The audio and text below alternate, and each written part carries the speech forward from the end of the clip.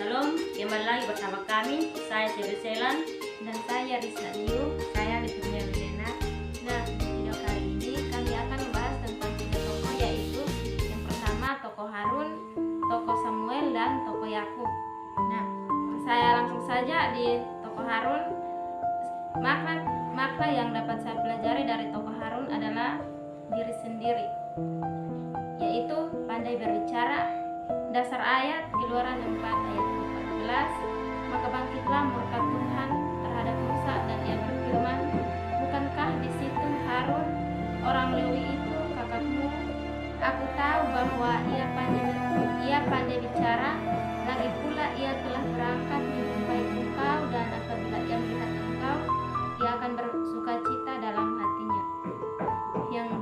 Yang kedua, sabar. Harus sabar dalam menghadapi masalah. Yang ketiga, taat. Kita sebagai mahasiswa harus taat dalam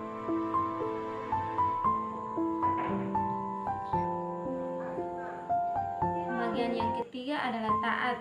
Kita sebagai seorang anak, kita harus taat terhadap nasihat dan ajaran orang tua. Bagian B, keluarga. Yang pertama, ayah, kepala keluarga sebagai ayah. Sebagai seorang ayah juga harus memiliki kesabaran yang tinggi dalam menghadapi masalah dalam rumah tangga dan masalah dalam dunia pekerjaan. Taat kepada Allah dengan cara mengajak anggota keluarga untuk beribadah. Bagian kedua, ibu. Sebagai seorang ibu juga perlu memiliki kesabaran yang tinggi dalam dalam menghadapi masalah ekonomi keluarga dan tingkah laku anak. Ibu juga harus taat kepada ayah dan terlebih taat kepada Tuhan Allah. Bagian ketiga, anak-anak. Kita sebagai anak-anak harus selalu taat akan perintah dan nasihat orang tua. Kita tidak boleh membangkang, tidak boleh meninggalkan perintah orang tua. Yang C, gereja. Pendeta, seorang pendeta harus sabar dan taat dalam menjalankan tugas dan tanggung jawabnya dalam melayani Tuhan. Sedangkan jemaat juga harus taat pada aturan-aturan gereja. Bagian PD yaitu sekolah. Guru agama, di sekolah terdapat guru agama, dan sebagai seorang guru agama itu membutuhkan kesabaran dan ketaatan yang tinggi dalam menjalankan tugas dan tanggung jawab sebagai pengajar. Tidak boleh berlaku kasar kepada murid-muridnya. Dan sebagai siswa, kita juga harus taat kepada guru. Kita juga tidak boleh melanggar aturan yang sudah disepakati bersama dengan guru. Baik, mungkin hanya itu dari saya, dan selanjutnya saya akan berikan kesempatan kepada Kak Pernia. Baik, di sini saya akan membahas tentang tokoh Yakub. Yakub adalah anak dari Ishak dan Ribka. Kakak kembarnya bernama Esau. Nama Yakub berasal dari tumit yang berarti orang yang penipu. Dari seorang penipu, Yakub akhirnya tertipu saat ia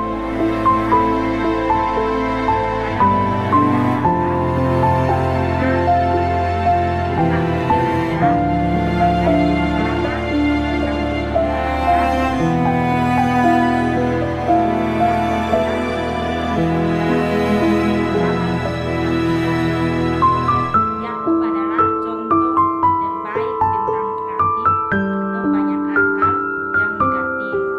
Saking kreatifnya Yakub menipu kakaknya Esau untuk membuka kesulungannya dengan semangkuk sukan gembira.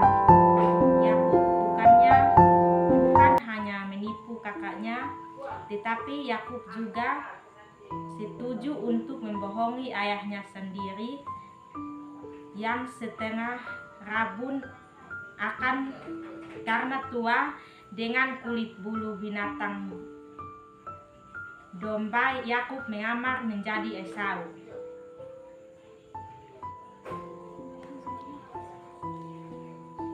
Makna dari Yakub terhadap keluarga, yang pertama itu mendidik anak melalui Betel. Yang pertama, percaya Tuhan sebagai sumber berkat. Tidak ada istilah tempat basa di sistem kerajaan surga. Didiklah anak untuk percaya bahwa Tuhan yang memberikan berkat sehingga ia tidak menghalalkan segala cara. Yang kedua, jujur. Yakub berkata kepada Laban, dan kejujuranku akan terbukti di kemudian hari. Terdapat dalam Kejadian pasal 30 ayat 33. Meski dicurangi dan diperlakukan tidak adil, mata Tuhan melihat karena kerja keras Yakub dan memberikan hak Yakub. Yang berikut menghargai proses dan menikmati kerja keras. 7 tahun pertama bagi Yakub adalah proses adaptasi. 7 tahun kedua adalah saatnya kerja kreatif. Didiklah anak untuk menghargai proses dan menikmati kerja keras. Apresiasi hasil usaha anak yang melibatkan proses seperti membuat kue atau prakaryanya sendiri. Pujilah setiap hasil kerja anak meski belum sempurna. Misalnya menyapu tapi masih kotor, agar anak memahami proses dan kerja keras adalah keharusan. Sebagai orang tua harus belajar dari kekeliruan tokoh Alkitab yang Yakub dalam membesarkan anak-anaknya, tetapi jangan dicontohi.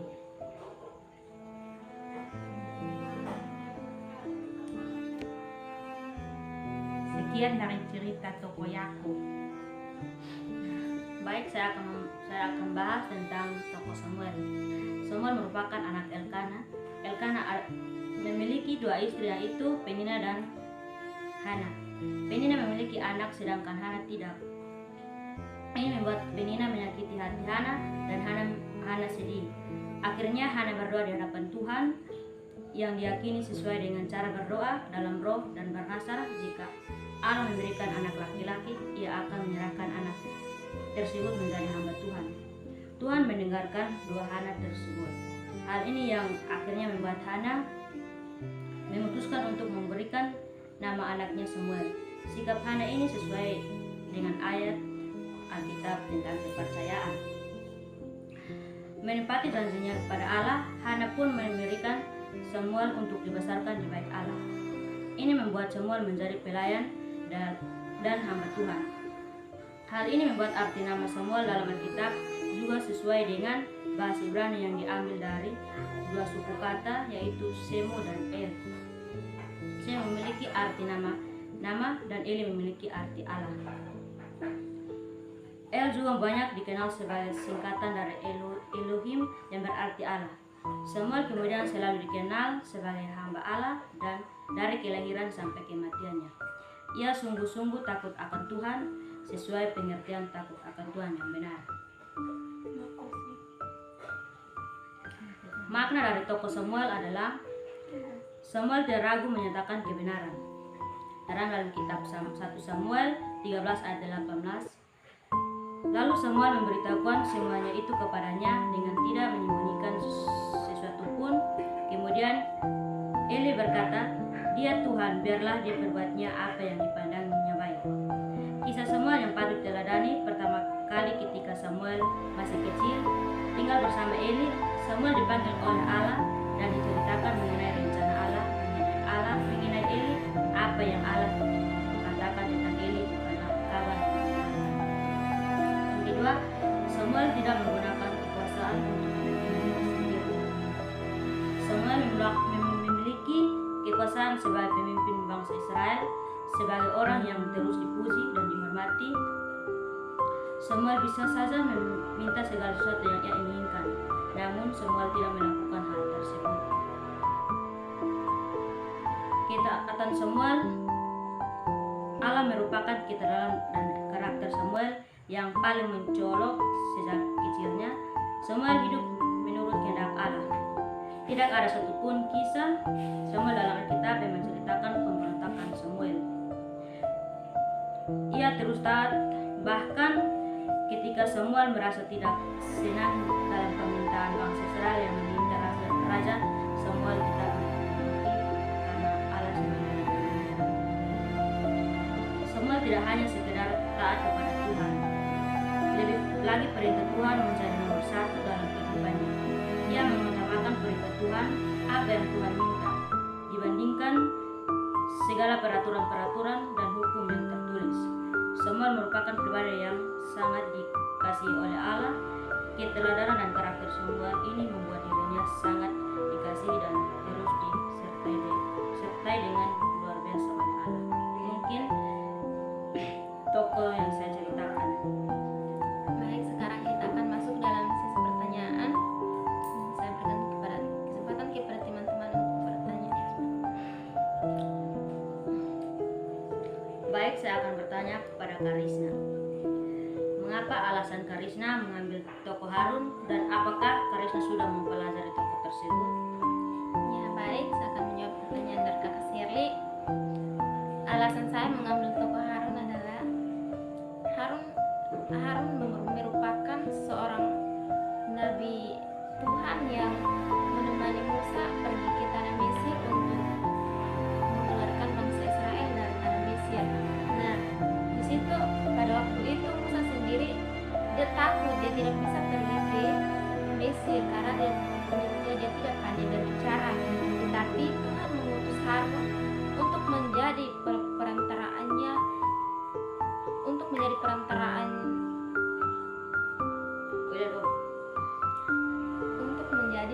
untuk menjadi Nabi Musa. Harun berbicara kepada orang ini Allah mengutus Harun sebagai juru bicara bagi Musa. Mereka pergi ke Mesir untuk bertemu dengan Firaun dan Harun yang menjadi juru bicara bagi Musa. Nah, pelajaran yang saya ambil dari cerita Harun tersebut adalah pandai berbicara, taat dan bersabar.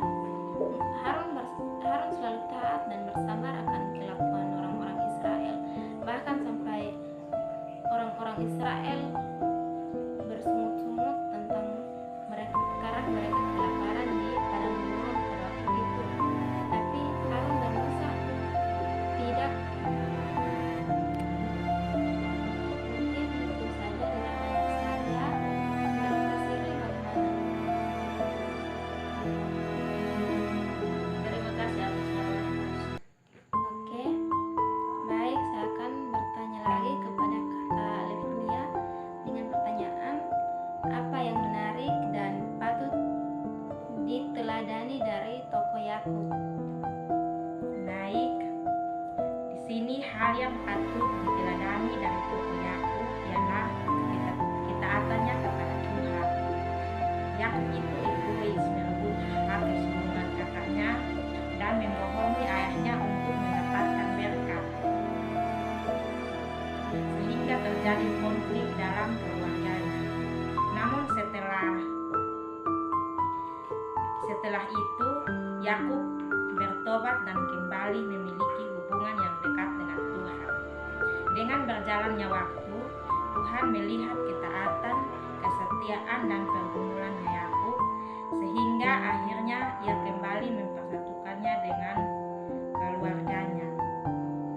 Karena ketika kita mengampuni dan mengasihi, lalu ada pertobatan dan semangat untuk hidup secara baru dalam kesetiaan dan kekudusan.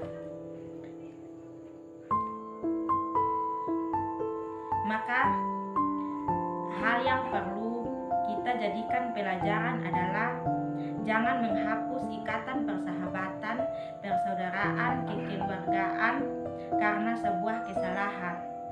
Tetapi hapuslah kesalahan demi berlangsung dan berlanjutnya persaudaraan, persahabatan, kekeluargaan, dan mintalah hikmat Tuhan untuk bertindak yang benar dan tepat untuk menggapai hidup yang berkemenangan. Baik, bagaimana tanggapan dari Kakak Risna? Terima kasih. Baik, saya akan bertanya kepada Kak Shirley, mana apa yang Kak Shirley jadikan pegangan hidup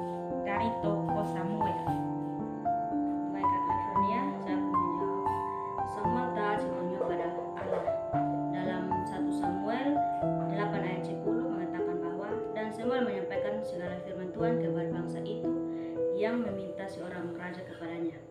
Ketaatan Samuel kepada Allah merupakan keteladanan dan karakter Samuel yang paling mencolok. Sejak kecil Samuel hidup menurut kehendak Allah. Tidak ada satupun kisah Samuel dalam Alkitab yang menceritakan pemberontakan Samuel kepada Allah.